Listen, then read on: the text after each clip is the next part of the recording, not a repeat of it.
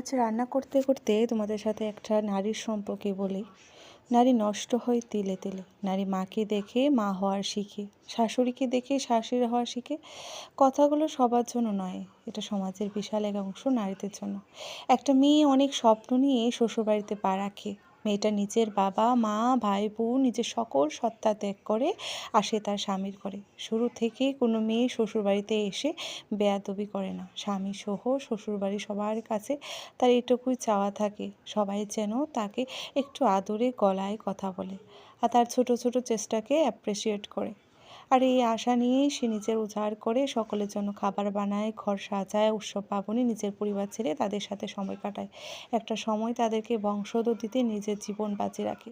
নিজের নিজস্ব পরিবেশ ছেড়ে মেয়েটা আসে সে অন্যের পরিবারে।